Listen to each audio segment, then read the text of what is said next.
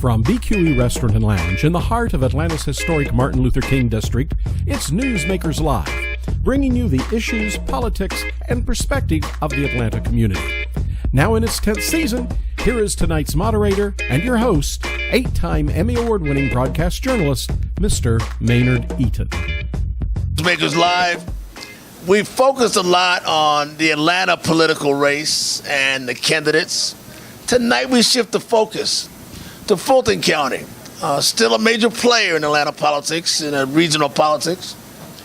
We were to have the two candidates for chairman here, but Rob Pitts in the last minute declined, so we have his opponent. Rob Pitts is a former chairman, a former Fulton County commissioner who is running again. We now have with us my friend, former state representative Keisha Waites, who is now running for Fulton County chair. Keisha, why give up your Senate seat to run for this chairmanship? Thank you, Maynard. Am I on? Yeah. Am I on right now? Okay, so, I served in the House of Representatives for 3 terms, and it is my belief that the House of Representatives was the perfect training ground to prepare for this opportunity. As you are aware, we have very unique challenges in Fulton County, which is the largest county in the state of Georgia. And I think I'm uniquely qualified for this opportunity, given my professional background as well as my tenure in the Georgia House. I had the opportunity to work on some bills that I deeply care about and that I'm very passionate about. And many of the challenges are very similar. For example, transportation will be a major issue in this election cycle, in addition to property tax relief. Keisha, as we mentioned, or Representative Waites, as we mentioned, Rob Pitts is not here. I saw him Saturday. He said, I can't believe she's running against me. All I did for her. Well, is he running away from you by not being here? And why is he criticizing you for running against him? Well, Maynard, given the statesman that I am, I'm going to be limited in terms of my comments. I have a great deal of respect for Mr. Pitts and the work that he's done here in Fulton County as well as the city of Atlanta. In fact, for his 40 years in elected office, the 4 decades of service. So I have a tremendous amount of respect for what he has given us. It's my belief that it's time to go in a different direction. I think that when you look at the property tax crisis that we have to have individuals that are willing to show up for service. And frankly, I'm slightly disappointed that he made the decision to not join us tonight. Why? Well, I think there are a myriad of issues that I think that the constituency and the voters want to talk about, and I certainly am here to share that vision. I'm here to listen and to be engaged, and I think it's important that if you're going to offer yourself for public office, that you must show up and be engaged. Do you think he's being dismissive at all, or do you think he's got this race won? And do you think you're about to upset him or some of the pundits who think he's an odds-on favorite? Well, I think the fact that you have 15 cities, right now Fulton County is fully 100% municipalized. I think that echoes the disappointment of the constituency and the voters. I think it screams that they have been disappointed in terms of what they have received in terms of delivery of services. And frankly, it's my belief that Mr. Pitts was a part of that regime during his service. And so in terms of his regime decision, that did not deliver, you're saying? Well, my feeling is that he served from 2003, I believe, to 2014. And I think that a lot of the challenges, specifically the property tax, you kind of kick the can down the road, if you will. So we have some very difficult challenges. Again, I'm not interested in disparaging my opponent. I have a great deal of respect for his 4 decades of service. I think public service is often a thankless job, and so I'm not interested in doing that. I have a great deal of respect for what he has done for our community. But I do believe, given the background and the relationships, you can get very, very little done at Fulton County without state relationships and collaborative partnerships, and I think I bring that to the table. So, despite his relationships over 40 years, he seems to be ubiquitous almost everywhere except here. You think your state relationships outweigh that? Well, frankly, let's talk about my legislative track record. I'm willing to offer that in my tenure from 2012 to current, I recently resigned in September. When you look at the legislation that I put forward, I'm very proud of the legislation, House Bill 54, which guarantees that if an individual is killed in the line of duty, law enforcement officials, their children won't pay a dime to go to college in the state of Georgia. I'm very proud of that. I'm very proud to have been a part of a $1 billion transportation passing legislation that help improve the infrastructure on our roads and keep us out of gridlock traffic.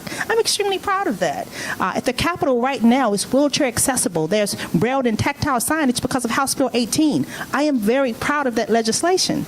House Bill 5 banned the box, which was later passed through an executive order through the governor. I mean, Maynard, I can go on and on. You've been busy. So the point that I'm making is, in the period of time that I have served at the Georgia Capitol, how do you explain that I was able to successfully pass monumental, life-changing pieces of legislation in such a short period of time, and we have 4 decades of service? And so I offer to you the question, in 4 decades, what significant piece of legislation? But unfortunately, my opponent is not here to answer that question. Many people wonder, given the fact that there are a lot of municipalities in the county, it's all full of cities now, why do we need Fulton County? Interesting. Well, we are constitutionally mandated to provide certain services, and that would include courts, jails, mental health, public health, animal control, which you and I both is a major challenge in Fulton County, keeping our children safe.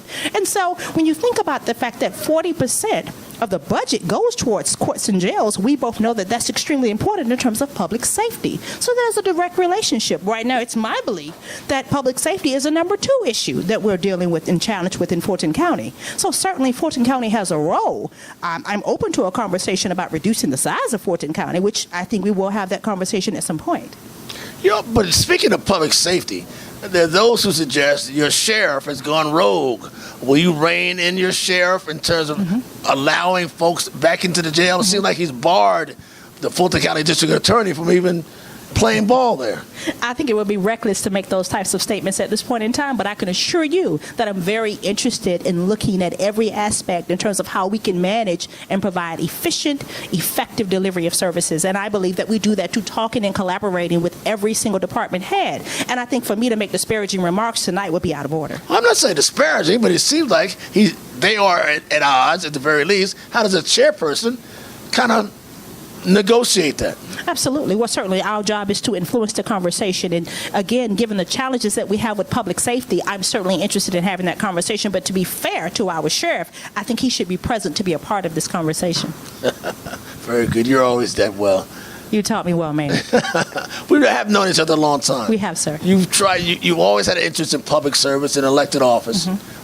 This is a stepping stone for you, or your natural political evolution? I think that's a great question.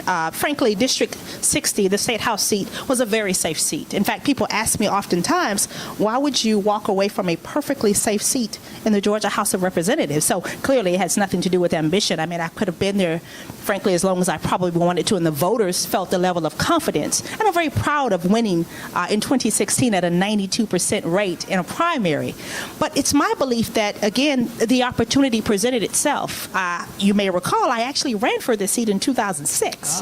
And so I'm not new to service. Many of the issues that I've talked about over the years really and truly were city and municipalized. In fact, you reminded me of that many, many years ago. And so my thought process is an opportunity to do greater service. The things that I genuinely care about, that I've talked about for a very, very long time, and that is making sure that people who feel left out of the conversation, people who feel left out of the process, who have not been engaged, that they have a seat at the table. And that is why I'm running for office. And I also believe it's important when the issues get tough that we don't go hide and run, but that we show up and that we be a part of the conversation. What are some of the tough issues now? In the City of Atlanta race, we hear talk about inequalities. We hear about the lack of affordable housing. We talk about mass incarceration. We talk about workability, working class families having their justice. Are those same issues echo in Fulton County? Is there a lack of affordable housing there? Absolutely. Well, certainly the fiscal health of Atlanta directly impacts the health of our state and our county. So certainly we want to make sure that the city of Atlanta is healthy. But I think what you actually summarize is the fact that a lot of the challenges that we have are quality of life issues. Certainly. There's a direct relationship between crime, poverty, and unemployment.